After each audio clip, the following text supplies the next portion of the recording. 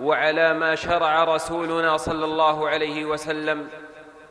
وكلما بعد الناس عن دينهم واسترخت قبضتهم عنه بعث الله رسولا إلى الناس يعلمهم ويرشدهم ويدلهم عليه، حتى ختم الله الرسالات بسيد البشر محمد بن عبد الله صلى الله عليه وسلم، وأتى بهذا القرآن العظيم، وجعل الله له خير الخلق وخير جيل، واختار الله له صحبا كراما نصروا هذا الدين وبلغوا هذه الرسالة عن النبي صلى الله عليه وسلم.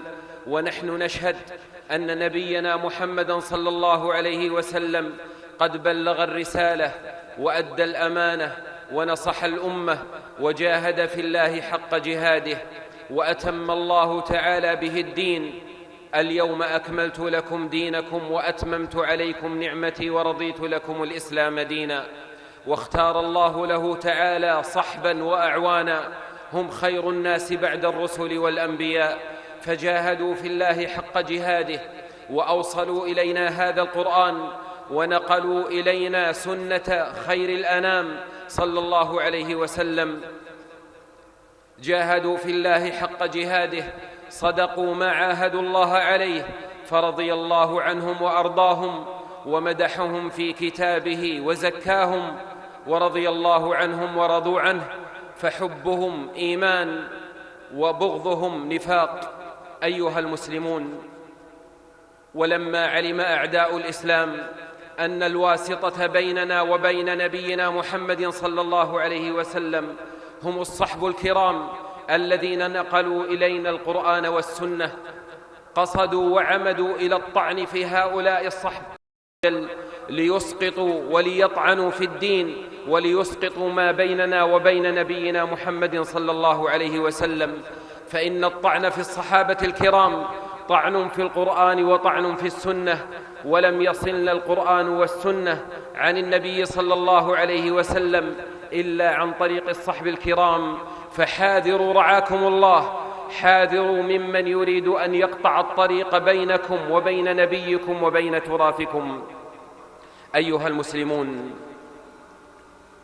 ولما ختم الله تعالى الرسالة بنبينا محمد صلى الله عليه وسلم جعل الله تعالى العلماء يقومون مقام الرسل والأنبياء من جهة حمل العلم وتبليغه ودلالة الناس إلى رب العباد. فقام علماء هذه الأمة من القرن الأول فقاموا بحمل هذه الرسالة العظيمة وخدموا هذه الملة الغراء، وألفوا ونقلوا وحققوا. فقام منهم رجال في العلم بكتاب الله عز وجل والتفسير، وقام منهم من تخصص في علم العقيدة والتوحيد، ومنهم من تخصص في نقل السنة وتمحيصها وتحقيقها وحفظها وضبط روايتها وشرحها دراية، ومنهم من تخصص في الفقه وفي أحكام الشريعة. فقام علماء الإسلام بهذا الواجب العظيم ونقلوا إلينا هذه الشريعة الغراء كما أرادها الله عز وجل، وكما نقلها الصحب الكرام رضي الله عنهم عن النبي صلى الله عليه وسلم، وبسطوا هذه الشريعة شرحا وتقريرا وحفظا ونقلا وتعليما. فرحم الله علماء الإسلام وجزاهم الله خير الجزاء. ومن هؤلاء الأئمة الأعلام الأئمة الأربعة المتبوعون: الإمام الأكبر أبو حنيفة النعمان، وإمام دار الهجرة الإمام مالك، والإمام الشافعي، والإمام أحمد بن حنبل رحمهم الله جميعا، والذين اتفقت كلمتهم على الأخذ من كتاب الله تعالى ومن سنة النبي صلى الله عليه وسلم. وكلهم نقل عنه أنه قال: إذا صح الحديث فهو مذهبي. فكانت أصولهم واحدة، ولم يختلفوا في العقيدة ولم يختلفوا في أصول الدين، وإنما حصل اجتهاد منهم في بعض الأمور التفصيلية التطبيقية الفقهية العملية التي أدى إليها اجتهاد بعضهم أخذا من النص، وإلا فكلهم يصدر من معين واحد من الكتاب والسنة. وعلى هذا سار أتباعهم إلى هذا الوقت. ولقد مرت قرون على أمة الإسلام وهي مجتمعة متحدة متآلفة، لم يفرق بينها ولله الحمد اجتهاد فقهي فرعي اجتهد فيه صاحبه أخذا من النص، وكان في ذلك توسعة ورحمة على المسلمين. يا علماء الإسلام، عليكم مسؤولية عظيمة في نقل هذا الدين والحفاظ عليه وتبليغه للأجيال، فإن علماءنا الأكابر وآباءنا وأجدادنا قد بذلوا مهجهم في تسليم هذا الدين نقيا إلينا. واليوم الواجب عليكم عظيم، أن تدلوا الأمة إلى ربها، وأن تعيدوها إلى حياض الدين على ضوء الكتاب والسنة، وأن تردوا الأمة إلى مصدر عزها وكرامتها ومجدها، وهو ما قال عنه النبي صلى الله عليه وسلم: تركت فيكم ما إن تمسكتم به لن تضلوا كتاب الله وسنتي. ثم عليكم أيها العلماء أن تحرصوا على جمع كلمة الأمة، وأن لا تنازعوا فتفشلوا وتذهب ريحكم، واعتصموا بحبل الله جميعا ولا تفرقوا، فإن الاجتماع والائتلاف ونبذ الفرقة والاختلاف كله من مقاصد الدين العظيم الذي جاء به النبي صلى الله عليه وسلم.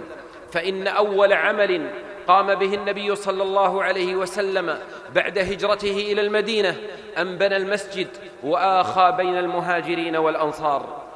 فالاجتماع والائتلاف مقصد عظيم من مقاصد هذه الأمة، وعلى العلماء أن يقوموا بهذا الواجب، فإن التفرق شر وبلاء، وأعظم التفرق هو التفرق في الدين.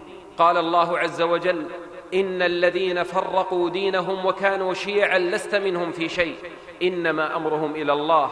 فالله برأ رسوله صلى الله عليه وسلم من الذين تفرقوا في الدين. وقال الله عز وجل: ولا تكونوا من المشركين من الذين فرقوا دينهم وكانوا شيعا كل حزب بما لديهم فرحون. فيا علماء الإسلام، الله عز وجل قد أكرمكم فقال سبحانه: يرفع الله الذين آمنوا منكم والذين أوتوا العلم درجات.